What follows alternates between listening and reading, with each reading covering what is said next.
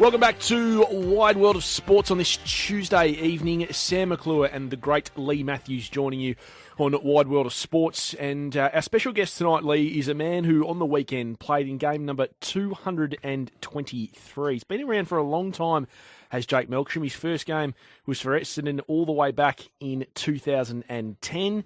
And his last game so far was a win against his old team. He kicked 2, as he did in his first game back against West Coast, and he joins us on Wide World of Sports. Welcome to you, Jake. Evening, boys.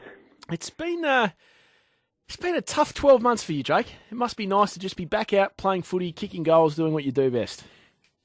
Yeah, it's great to be back playing, Sam. If I reflect on the last sort of 11 months now, it's actually gone really quickly. Has it? Considering it's been quite and doing your knees pretty challenging, and it's not fun for anyone. There's never a good time to do it, but yep. I've sort of found ways to deal with that in a really positive way, and I think being around my teammates every day and still going to the club and doing rehab, but being a part of it, being really beneficial for me. And yeah, as I said, it's gone really quickly. I can't believe I'm already back playing. Just before we get to Lee, Jake, you've sat on the bench for a while, like we've seen you sitting behind Simon Goodwin in a lot of the games. From what you've seen of the team sort of spitting and stuttering a little bit with its form, given how star-studded you are, and then to see what you were able to do on the field on the weekend, like the two different versions of Melbourne, which is closer to the real one? Oh, I think what you've seen the past 3 weeks from our footy club, since we travelled up to Brisbane and took it right up to them for 3 quarters, and then the last 2 weeks we've had 2 wins. I think that's the footy club that the footy community have all come to know over the past few years, and I think that's what you'll start to see now for the rest of the year, and that's through a lot of hard work from everyone involved, but certainly not just me coming back into the team the past 2 weeks. It's not that at all, but that's the brand that we've been trying to forge and trying to achieve for most of the year and get our identity going, and I think we've got that back. Jake, as Sam was just mentioning, we often would see you on the interchange bench, before you started playing again. In terms of what was the value to you, I guess, of knowing kind of even a bit more intimately of what coaches are looking for, what they're wanting to be happening within games, is that a valuable asset when you started playing again?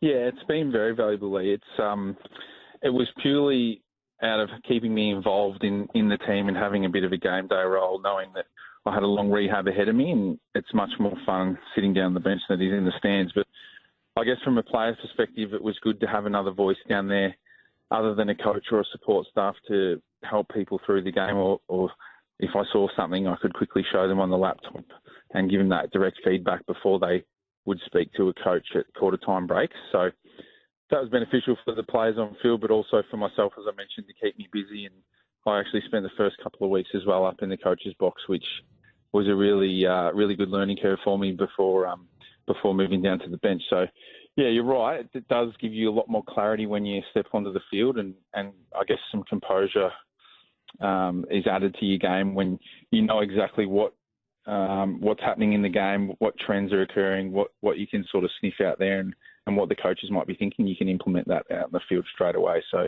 it's been beneficial for everyone, I think. And Gadash has been a few of the sort of next generation players that all of a sudden, Trent Rivers isn't probably a next generation player, but he's had a terrific few weeks, in that midfield role. But Judd McVie, Caleb Windsor, even Daniel Turner, just the group of players that seem to be just getting better now with the games under their belt. Yeah, they're really exciting, Lee. If we start with Trent, Trent's been at our club now for, I think he's coming into his 5th year. And the move from him, I think he was a great half-backer, and that's certainly a string to his bow at the moment. But what he's added to it is that ability to go into the midfield with his strength and power. And he can find the footy, but he's a beautiful ball user, and he's got that leg drive. He's got the big tree trunk legs that he just sort of works his way through traffic and sends it deep to the forward. So we certainly love it when he's got the ball in his hands as forwards. And those other young boys that you talked about, Daniel Turner, Caleb Windsor, and I can't remember the last one, but Judd McVie, yeah. Juddy, sorry. Yeah, I can't forget Juddy. He was best on the weekend. They're coming along really well. So Juddy's unbelievable in his one-on-ones. We showed some clips today of about 8 one-on-ones that he won with, giving away a fair bit of size to Stringer and some of their key forwards, and he's been brilliant back there. He's super clean. He's feeling really comfortable at the level, and Caleb Windsor's come into the team and he's barely missed a beat for a young kid. He's 18 games in and he doesn't look tired at all. And then we've got Daniel Turner, who I'm spending a fair bit of time with down the forward line, who's just a contest beast, and he wins a lot of one-on-ones, and he's a dead eye in front of goal. His finish work, his work in front of goal is fantastic. So we're loving everything that those players are bringing. Jake, how many weeks for you from the moment you did your knee to playing again? It was the last round, and I came in through. It's 10.5 months, so I don't know how many weeks, but so that's in the 40s. Sounds like? Yeah, something like that. It was 315 days, I think. So we've got Dan McStay, who's 32 weeks playing on the VFL on the weekend, and Mitch Cleary on 7 last night, Lee, reporting that Sam Doherty, if everything goes right, will try to return after 26 weeks, which is a scary thought, Jake. Like, I have absolutely not one doctor's bone in my body. So far be it for me to question these amazing comebacks. I mean, even you, it feels like, have come back quite quickly. What's the journey been like, and does it surprise you when you hear guys like that returning even faster than you, potentially?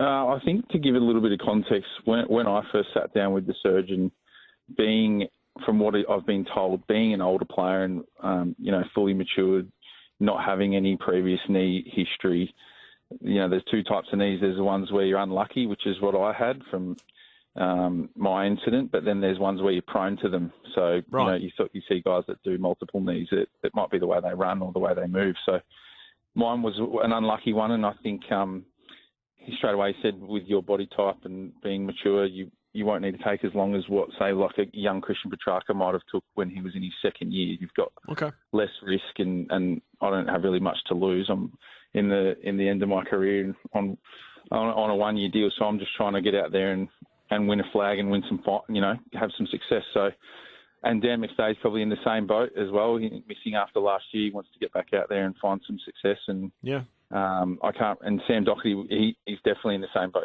I think he's had his second or third, and he would want to come back and impact. So it's purely, I think, the confidence in the player and how they feel, and if they're willing to go out there and get into it, then it's on them as well. But the appetite for the medical staff as well to sign them off on that is pretty big part of it as well. So I hope those boys go really well.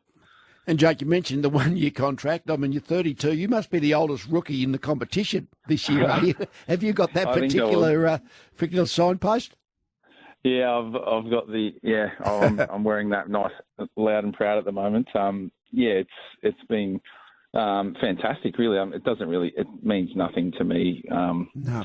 In terms of the title, it's just another spot on the list. As I was previously, nothing's changed. So, I've absolutely loved this year, and I think I was the final piece of the draft puzzle this year, with the 3 other boys playing all their debut games this year: Caleb Windsor, Kynan Brown, and Colton Tolstrup. So, me coming in a couple of weeks ago just finalised that 4 of playing our first games as rookies this year, which was exciting. Jake, it's great to hear you're happy. I know you've had some trials and tribulations with your body in the last few years at the D's, but let's hope this footy club can make a run at it and go deep into September once again with you part of it. Thanks for coming on, and good luck. Awesome, guys. Thanks for having me. Thanks, Jake. Want to see more from the D's? Then don't forget to subscribe up here.